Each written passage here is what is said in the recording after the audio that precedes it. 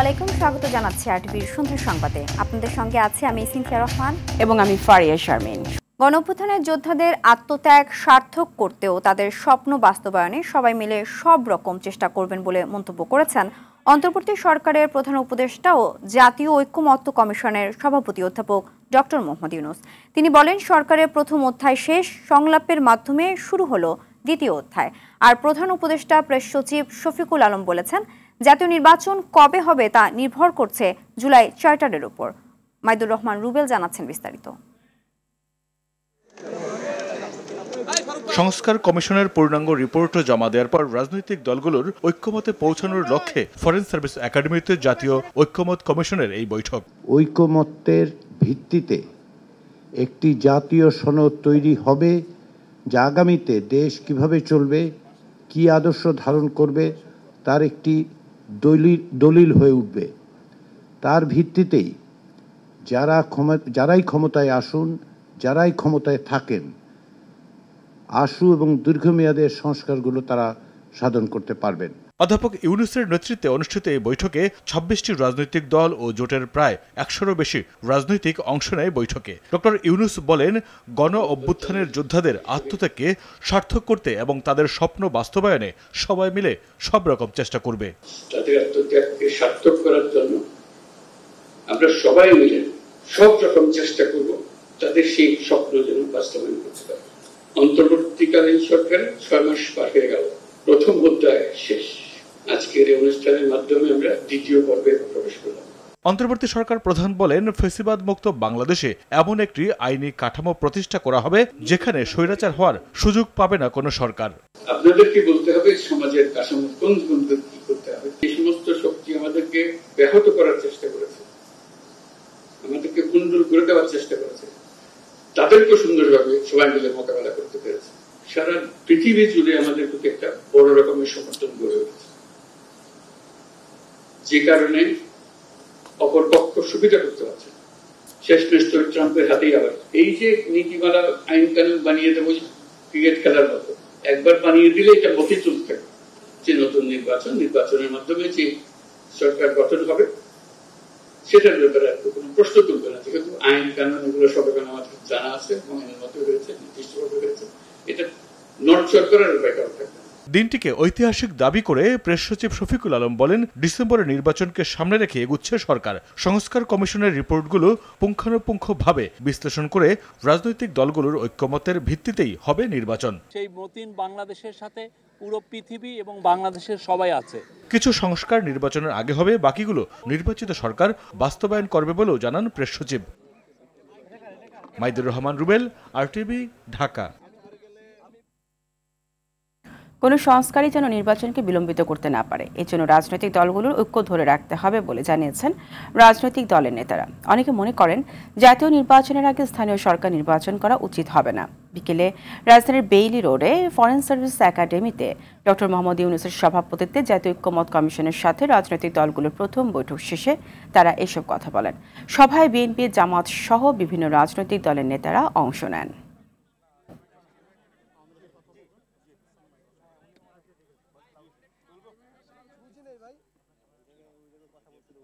আওয়ামী লীগকে আমরা নিষিদ্ধ ঘোষণা দেখতে চাই। জাতীয় নির্বাচনের আগে যেন কোনোভাবেই স্থানীয় নির্বাচন না করা হয়। আমরা স্থানীয় নির্বাচন আগে চাই না, কারণ স্থানীয় নির্বাচন দিলে 4,500 ইউনিয়ন পরিষদে সেখানে একটা মারামারি হওয়ার সম্ভাবনা আছে। আমরা আশা করব যে খুব দ্রুত এই সংস্কারের যে ন্যূনতম ঐক্যমত তৈরি হবে সেটার উপর ভিত্তি করে অতি দ্রুত জাতীয় নির্বাচন অনুষ্ঠিত হবে, এটাই আমাদের প্রত্যাশা। জাতীয় নির্বাচনের আগে স্থানীয় নির্বাচন চায় না বিএনপি। দলটির সিনিয়র যুগ্ম মহাসচিব রুহুল কবির রিজভী বলেছেন, গ্রহণযোগ্য নির্বাচনী অন্তর্বর্তী সরকারের মূল কাজ। রোড টু ইলেকশন শীর্ষ গোল টেবিল বৈঠকে এসব কথা বলেন তিনি। আশিকুল আলম জানাচ্ছেন বিস্তারিত। রাজধানীর আগারগাঁওয়ে বাংলাদেশ স্থপতি ইনস্টিটিউটের উদ্যোগে আয়োজন করা হয় রোড টু ইলেকশন শীর্ষক গোলটেবিল বৈঠক। এতে অংশ নিয়ে বিএনপির সিনিয়র যুগ্ম মহাসচিব রুহুল কবির রিজভী বলেন, নিরপেক্ষ নির্বাচনের পরিবেশ বিঘ্নিত হওয়ার মতো কোনো পদক্ষেপ অন্তর্বর্তী সরকারের নেওয়া ঠিক হবে না। জাতীয় সংসদ নির্বাচন, যে নির্বাচনের মাধ্যমে একটি সরকারের পরিবর্তন ঘটে। এখন সেই মূল কাজটা বাদ দিয়ে আমরা যদি মানে সাবসিডির কাজগুলো এটাই যদি আমরা প্রথমেই মানে শুরু করে দেই, তাহলে এটা মানে খুব একটা গ্রহণযোগ্য হবে না, এটা হতে পারে না। পূর্বের অনেকে উদাহরণ দেয়, মানে পূর্বের উদাহরণ আর ডক্টর ইউনূস সাহেবের এই সরকারের উদাহরণ তো এক হওয়ার কথা না। এটা তো একটা বিপ্লবের ফলে জনসমর্থিত সরকার। এই সরকারকে নিশ্চিত করতে হবে একটা অবাধ সুষ্ঠু নির্বাচন, পার্লামেন্টারি নির্বাচন, যেটা জনগণ দীর্ঘদিন ধরে যে নির্বাচনে ভোট দিতে পারেনি, সেই আস্থাটা ফিরিয়ে দিতে হবে। শেরেবাংলা নগরে চাঁদপুর জেলা বিএনপির উপদেষ্টা আজম খানের দেশে ফেরা উপলক্ষে শহীদ প্রেসিডেন্ট জিয়াউর রহমানের সমাধিতে শ্রদ্ধা জানান দলীয় নেতাকর্মীরা। এ সময় বিএনপি চেয়ারপারসনের উপদেষ্টা আব্দুস সালাম বলেন, দেশবিরোধী সব ষড়যন্ত্র রুখে দেবে জনগণ। সেই ভোটের অধিকারের জন্য আমাদেরকে সোচ্চার থাকতে হবে। যারা ভোট পিছাইতে চান, যারা মানুষের অধিকারকে ফিরিয়ে দিতে এখনো কার্পণ্যবোধ করেন, তারা আসলে ফ্যাসিবাদকে আবার ফিরিয়ে আনতে চান কিনা, সেটাই আজকের প্রশ্ন।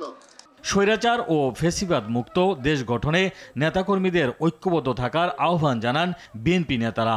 আমার নেত্রী খালেদা জিয়া এবং তারেক জিয়ার হাতকে শক্তিশালী করুন। আশিকুল আলম, RTV, ঢাকা। কাল থেকে শুরু হচ্ছে 3 দিন ব্যাপী জেলা প্রশাসক সম্মেলন। নিজ কার্যালয়ে সম্মেলনের উদ্বোধন করবেন প্রধান উপদেষ্টা ডক্টর মোহাম্মদ ইউনূস। বিকেলে সচিবালয়ে সংবাদ সম্মেলনে এমনটা জানান মন্ত্রী পরিষদ সচিব ডক্টর শেখ আব্দুর রশিদ। ওসমানী স্মৃতি মিলনায়তনে সম্মেলনের কার্য অধিবেশনে অংশগ্রহণকারীদের কাছ থেকে পাওয়া 1245টি প্রস্তাবের মধ্যে 354টি প্রস্তাবের ওপর আলোচনা হবে বলে জানান মন্ত্রী পরিষদ সচিব। তিনি বলেন, মোবাইল কোর্টে পদ্ধতি, যুগোপযোগী মরণাস্ত্র ও ছোড়রা গুলি ব্যবহার নীতিমালা সহ বেশ কিছু সিদ্ধান্ত আসতে পারে এবারের সম্মেলন থেকে। তবে এবারের সম্মেলনে রাষ্ট্রপতির সাথে থাকবে না কোনো অধিবেশন। এবারের প্রধান আলোচ্য বিষয়সমূহ হবে, আপনারা অনুমান করতে পারেন, ভূমি ব্যবস্থাপনা, আইন শৃঙ্খলা পরিস্থিতি উন্নয়ন, স্থানীয় সরকার প্রতিষ্ঠানসমূহের কার্যক্রম জোরদারকরণের কি ব্যবস্থা হতে পারে, দুর্যোগ ব্যবস্থাপনা, ত্রাণ ও পুনর্বাসন কার্যক্রম, স্থানীয় পর্যায়ে কর্মসৃজন ও দারিদ্র্য বিমোচন কর্মসূচি, সামাজিক নিরাপত্তা বেষ্টনী কর্মসূচি বাস্তবায়ন এবং এই সংক্রান্ত আরও অন্যান্য বিষয়গুলি, তথ্য যোগাযোগ প্রযুক্তির ব্যবহার এবং ই-গভর্নেন্স, শিক্ষার মানোন্নয়ন। পিলখানা হত্যাকাণ্ড ছিল আন্তর্জাতিক ষড়যন্ত্রের অংশ। আওয়ামী লীগকে টিকিয়ে রাখতে এই ষড়যন্ত্র ছিল বলে মন্তব্য করেছেন অ্যাটর্নি জেনারেল মোহাম্মদ আসাদুজ্জামান। বাংলাদেশে আধিপত্য বিস্তার, আওয়ামী লীগকে ক্ষমতায় টিকিয়ে রাখা ও লুটপাটের রাজত্ব কায়েম করতে প্রতিবেশী রাষ্ট্র বিডিআর হত্যাকাণ্ডে ষড়যন্ত্র করেছিল। শনিবার বিডিআর হত্যাকাণ্ড নিয়ে আয়োজিত ছায়া সংসদ বিতর্কে এ মন্তব্য করেন তিনি। অ্যাটর্নি জেনারেল বলেন, বিডিআর হত্যাকাণ্ড নিছক কোনো বিদ্রোহ ছিল না।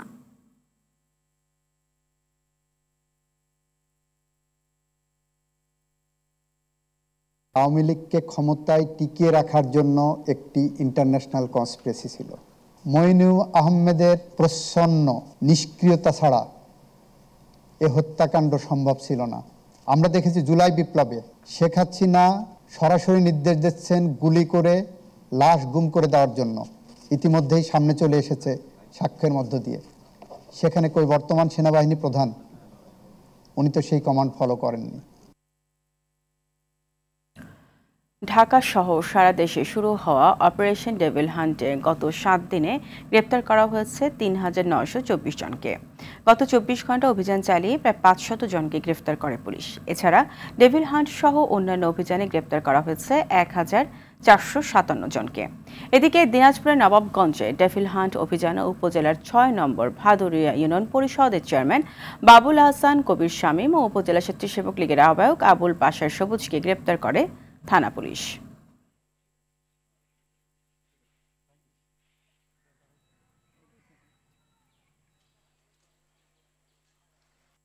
ক্ষমা প্রার্থনা আর ঐক্যের আকুতিতে মহিমান্বিত শবে বরাত অতিবাহিত করার পর বয়ান ও তালিমের মধ্য দিয়ে চলছে বিশ্ব ইজতেমার 3য় পর্বের 2য় দিন। বিদেশি মেহমানদের নসিহত আত্মস্থ করে নিজেদের জ্ঞান আরও বাড়িয়ে নেবার আশা মুসল্লিদের। ইজতেমার 2য় পর্বে অন্যতম আকর্ষণ যৌতুকবিহীন 9টি বিয়ে। কাল আখেরি মোনাজাত ঘিরে সব প্রস্তুত বলে জানান গাজীপুর পুলিশ কমিশনার। অরণ্য গফুরের রিপোর্ট। বাদ ফজর দিল্লির মাওলানা ইলিয়াস বিন সাদের বয়ানের মাধ্যমে শুরু হয় ইজতেমার দ্বিতীয় দিন। ইমান ও আখলাকের নসিহতে ভরপুর সে বয়ান সতেজ করে শবে বরাতের রাত জাগা মুসল্লিদের। এরপর তালিমের মওজুদে যোগ দেন মুসল্লিরা। দুপুর পর্যন্ত তাঁবুতে তাঁবুতে চলে তালিম। কেউ মগ্ন হন তাসবিহ তাহলিলে। দিনী মেহনতের রসদ জোগাড়ের আশা ও উম্মতের কল্যাণ কামনা তাদের কণ্ঠে। সবরত আমার সারা রাত আমরা জাগরণ ছিলাম এবং আল্লাহ রাসূলকে খুশি করার জন্য এবং নিজের গুনাহের জন্য আল্লাহর কাছে প্রার্থনা করছি। আমাদের উদ্দেশ্য সমস্ত মুসলমানকে নামাজি বানানো এবং মসজিদমুখী করা। এই দায়িত্ব সমস্ত উম্মতের, এই দিনের দাওয়াত যেন সারা দুনিয়াতে ছড়িয়ে যায়, এই উদ্দেশ্যে আমরা এক জায়গায় হয়েছি। দিল্লি ও আরব সহ বিদেশি মেহমানদের বয়ান ইজতেমার দ্বিতীয় দিনের মূল আকর্ষণ। সঙ্গে ছিল যৌতুকবিহীন গণবিয়ে। ছেলের সঙ্গে বিয়ে হতেছে অন্য 3 চিল্লার সাথে, ছেলের বাবাও 3 চিল্লার সাথে, মেয়ের বাবা আমিও ইনশাল্লাহ 3 চিল্লা দিছি, বিদেশ সফর করছি। বয়ান ও আমলের এই সিলসিলার জবনিকা ঘটবে রোববার দুপুর 12টায় আখেরি মোনাজাতের মাধ্যমে।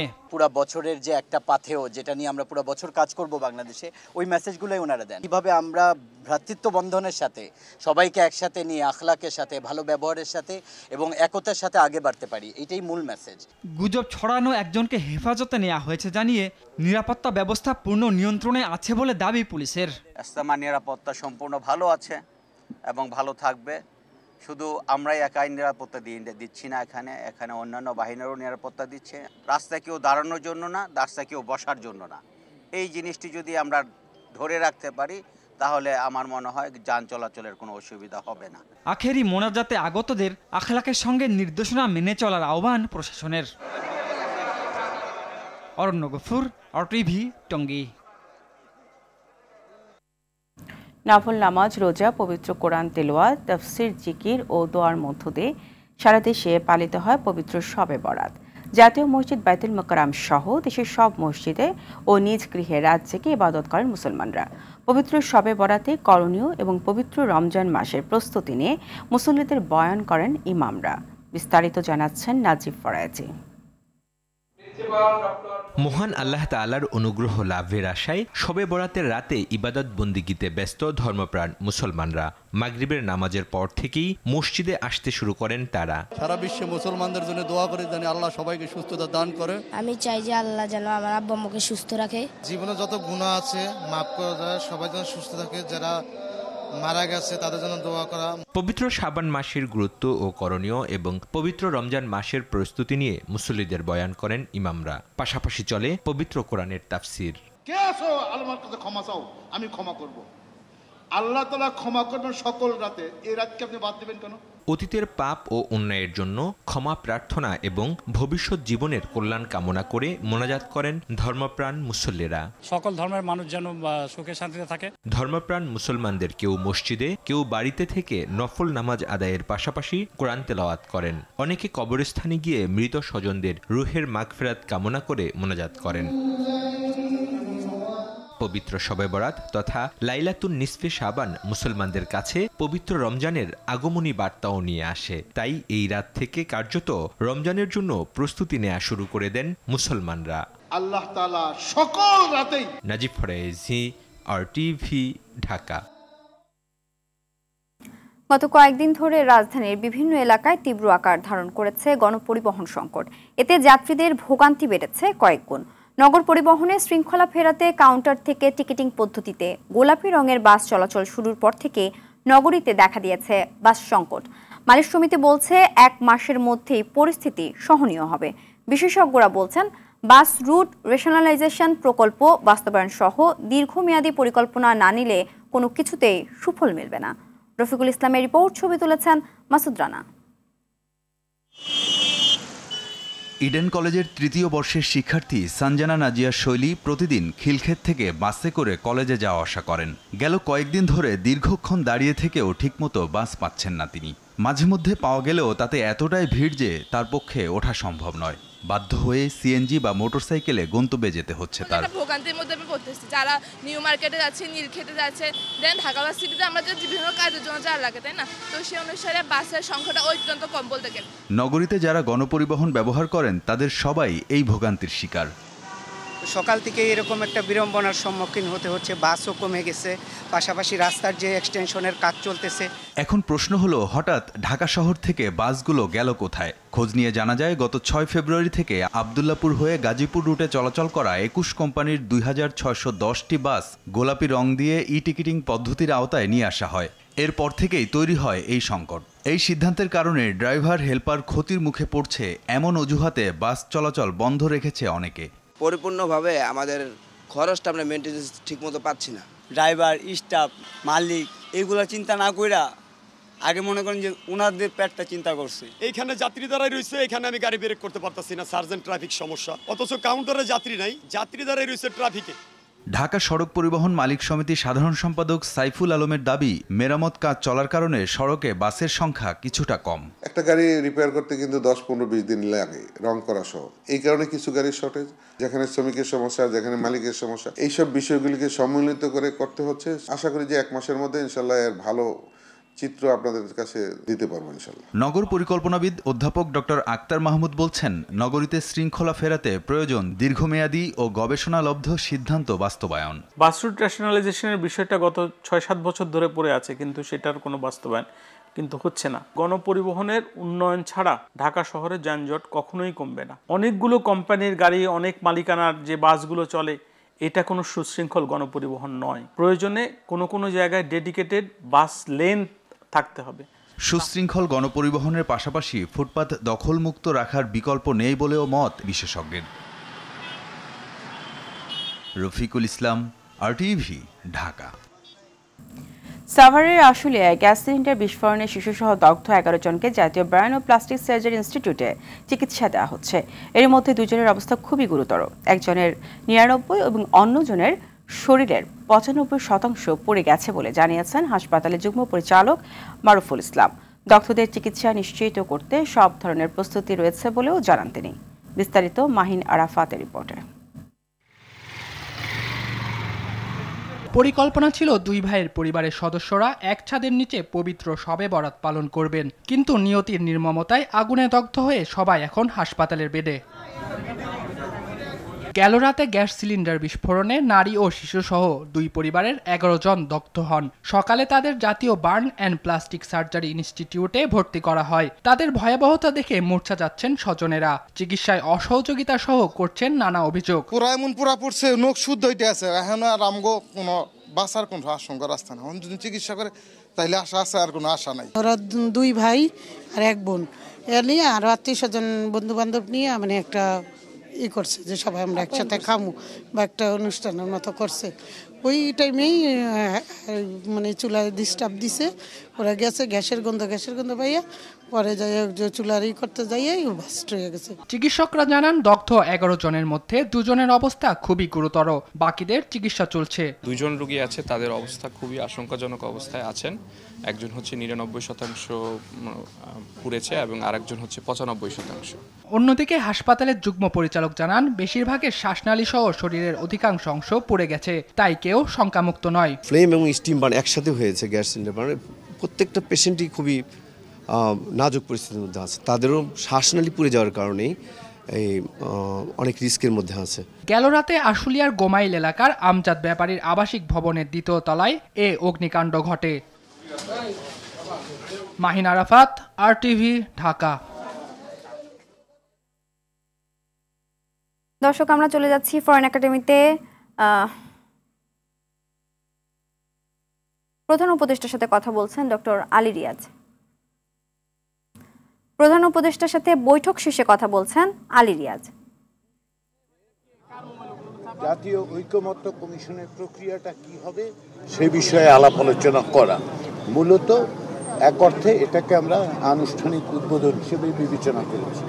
এবং এখানে উপস্থিত ছিলেন 27টি বেশি দল উপস্থিত ছিলেন, 32 দল এবং জোটের পক্ষ থেকে 100 জনের বেশি সব মিলে এখানে থেকেছেন এবং 32 জন কথাবার্তা বলেছেন।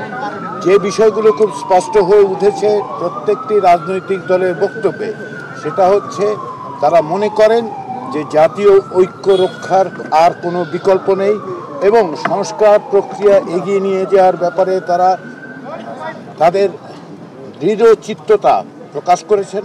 তাদের পক্ষ থেকে বলা হয়েছে যে তারা জাতীয় ঐকমত্য কমিশন এবং অন্তর্বর্তী সরকারের এই সংস্কার প্রক্রিয়াকে তারা সহযোগিতা করবেন, সাহায্য করবেন, অংশগ্রহণ করবেন।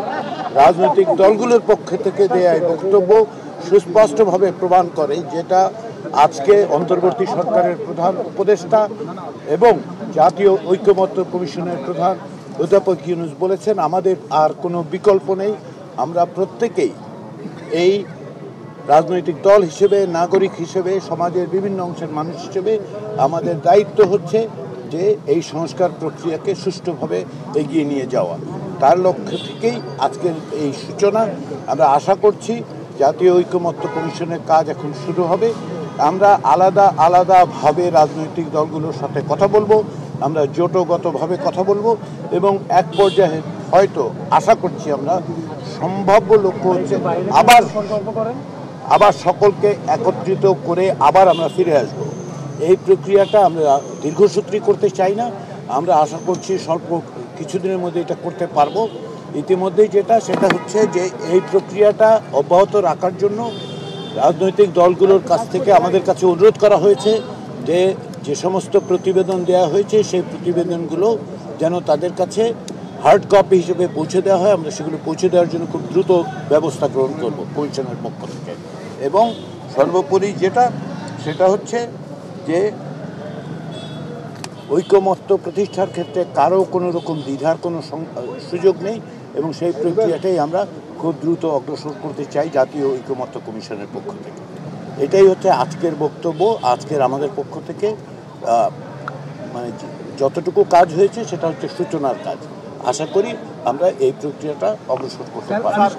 আলাদাভাবে বৈঠক কবে শুরু হবে এবং কতদিন লাগতে পারে এই সংলাপটি? এই সংলাপের ক্ষেত্রে আপনারা লক্ষ্য করুন, সেটা হচ্ছে যে এই কমিশনেরই মেয়াদ দেওয়া হচ্ছে 6 মাস। সেই ক্ষেত্রে আমাদের লক্ষ্য হচ্ছে, কমিশনের পক্ষ থেকে লক্ষ্য হচ্ছে যত দ্রুত সম্ভব আমরা ঐকমত্যে পৌঁছতে চাই। কিন্তু যেহেতু 6টি কমিশনের প্রতিবেদন এবং আমরা এই প্রতিবেদনগুলোর সারাংশ ইতিমধ্যেই রাজনৈতিক দলগুলো দিয়েছি, তারা পূর্ণাঙ্গ প্রতিবেদনগুলো এক অর্থে দেখেছেন, কিন্তু পর্যালোচনা করার জন্য একটু সময় তাদের দিতে হবে এবং আমরা চাই অত্যন্ত দ্রুত। দর্শক, ঐকমত্য কমিশনের বৈঠক শেষে কথা বলছিলেন ডক্টর আলী রিয়াজ। পবিত্র রমজান মাস সামনে রেখে ডাল, চিনি ও ছোলা সহ রোজায় দরকারি বেশ কিছু পণ্যের দাম কমেছে। তবে স্বস্তি নেই তেল ও চালের বাজারে। খুচরা বিক্রেতাদের অভিযোগ, ডিলাররা সরবরাহ কমিয়ে দেয় তেল ও চালের বাজারে অস্থিরতা দেখা দিয়েছে। আরও জানাচ্ছেন বিপুল দেবরায়। 2 সপ্তাহ পরেই শুরু হচ্ছে মুসলমানদের পবিত্র মাস মাহে রমজান। রাজধানীর কাউরান বাজারের ব্যবসায়ীরা বলছে, রমজান মাসকে সামনে রেখে ডাল, চিনি, ছোলা সহ রোজায় দরকারি আরও কিছু পণ্যের দাম কমতে শুরু করেছে। জাত ভেদে ডালের কেজিতে 10 থেকে 20 টাকা কমেছে। 20 টাকা কমে 110 টাকায় বিক্রি হচ্ছে ছোলা। প্রত্যেক ডাউলের কেজি 15 থেকে 20 টাকা কমছে এই 15 দিন 10 দিনের ব্যবধানে। সরবরাহ ভালো, চিনির সরবরাহ ভালো আছে, দামও স্থিতিশীল আছে। প্যাকেট চিনি সাদাটা 125, লাল চিনি 140 টাকা, সরবরাহ ভালো। তবে স্বস্তি নেই তেল, চাল ও মাছের বাজার। বোতলের সয়াবিন তেলের পর্যাপ্ত সরবরাহ নেই। চালের বাজারও ঊর্ধ্বমুখী। চালের বাজার তো অলওয়েজ ঊর্ধ্বমুখী। তেল তো বাজারে বোতলজাত তেল পাওয়া যাচ্ছে না। এটা একটা সিন্ডিকেট, হয়তো বা দাম বাড়ানোর জন্য আবার তারা পায়তারা করতেছে।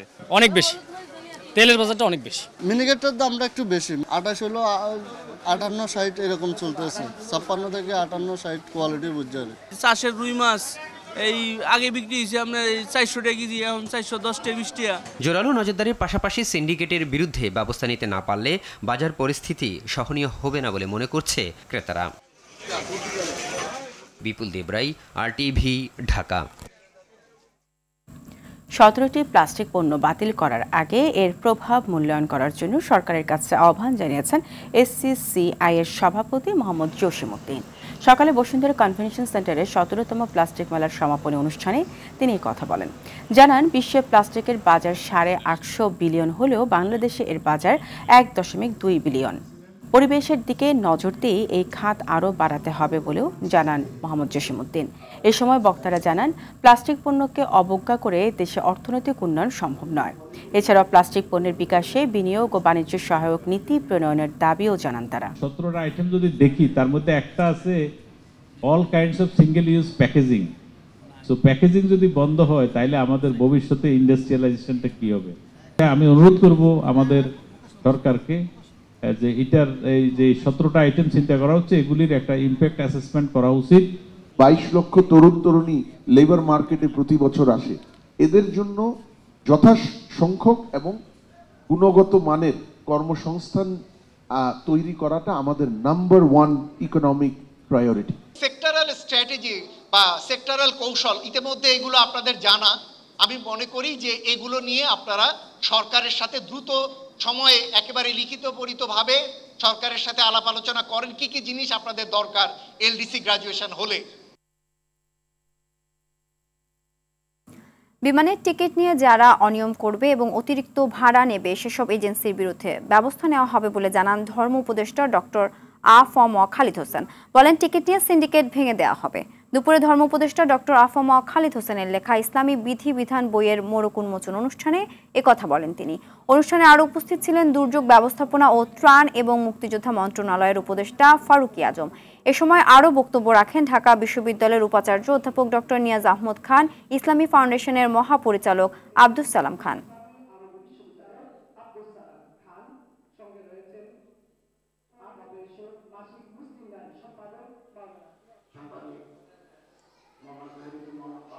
কারা বিমানের টিকিটের দাম বাড়ানো, এর পিছনে কারা কারা সক্রিয়, রিপোর্ট দেওয়ার জন্য আশা করি উনি তদন্ত করে দিবেন এবং যারা ক্ষতিগ্রস্ত হবেন বিধি অনুযায়ী তাদের। আমি বাংলায় গান গাই। এই গানে প্রখ্যাত গীতিকার ও শিল্পী প্রতুল মুখোপাধ্যায় আর নেই। দীর্ঘদিন অসুস্থ থেকে 83 বছর বয়সে শেষ নিঃশ্বাস ত্যাগ করেন কিংবদন্তি এই শিল্পী। বাংলার সঙ্গীত জগতের অন্যতম উজ্জ্বল তারকা শিল্পী ছিলেন প্রতুল মুখোপাধ্যায়। 1942 সালে অধুনা বাংলাদেশের বরিশালে জন্ম প্রতুল মুখোপাধ্যায়ের। বাবা ছিলেন সরকারি স্কুলের শিক্ষক। পরবর্তীতে পরিবারের সাথে ভারতে চলে যান তিনি, কিন্তু বাঙালিয়ানা আদ্যপান্ত জড়িয়েছিল তার সঙ্গে। তার কণ্ঠে আমি বাংলায় গান গাই আজও মুখে মুখে ফেরে। ছোট থেকে নিজের লেখা এবং সুরে গান গাইতেন তিনি। একাধারে গায়ক এবং গীতিকার হিসেবে পরিচিতি পান প্রতুল মুখোপাধ্যায়।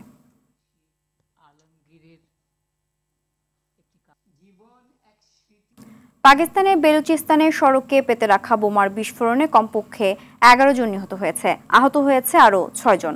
ঘটনায় হতাহত সবাই স্থানীয় এক কয়লা খনির শ্রমিক। স্থানীয় পুলিশ দেশটির গণমাধ্যমকে জানায়, শনিবার ভোরে প্রদেশের হারনাই জেলার এক কয়লা খনির কাছে 17 জন শ্রমিক সহ একটি ট্রাক শহরের দিকে যাওয়ার সময় এ বিস্ফোরণ ঘটে। এ ঘটনায় শোক জানিয়েছেন পাকিস্তানের প্রধানমন্ত্রী শাহবাজ শরীফ। এদিকে এ ঘটনার দায় স্বীকার করেছে বেলুচিস্তান লিবারেশন আর্মি। গেল কয়েক দশক ধরে স্বাধীনতার দাবিতে সামরিক বাহিনীর সঙ্গে প্রতিনিয়ত সংঘর্ষে জড়াচ্ছে গোষ্ঠীটি।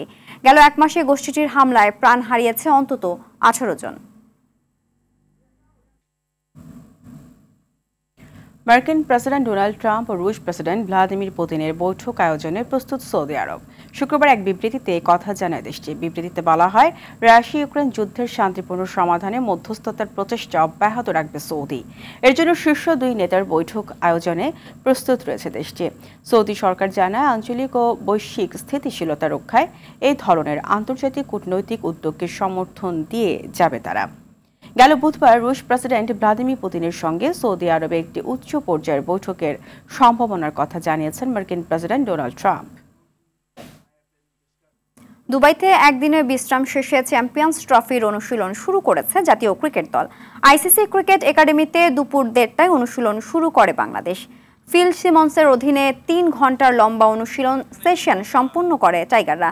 এ সময় ফিল্ডিংয়ের পাশাপাশি নেটে ঘাম ঝরায় শান্তর দল। আগামী 20 ফেব্রুয়ারি দুবাই আন্তর্জাতিক ক্রিকেট স্টেডিয়ামে ভারতের বিপক্ষে ম্যাচ দিয়ে শুরু হবে বাংলাদেশের চ্যাম্পিয়ন্স ট্রফির মিশন। এরপর রাওয়ালপিন্ডিতে 24 ও 27 ফেব্রুয়ারি নিউজিল্যান্ড ও পাকিস্তানের মধ্যকার পরের 2 ম্যাচ।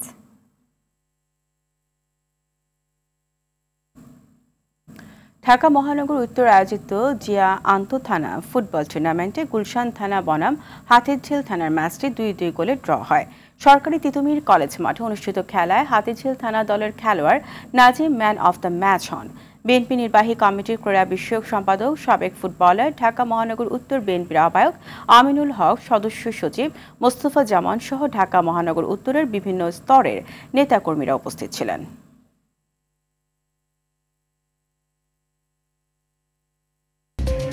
সন্ধ্যা সংবাদ এ পর্যন্তই। রাতের সংবাদ 11:15টায় দেখার আমন্ত্রণ রইল। ধন্যবাদ সবাইকে। ধন্যবাদ।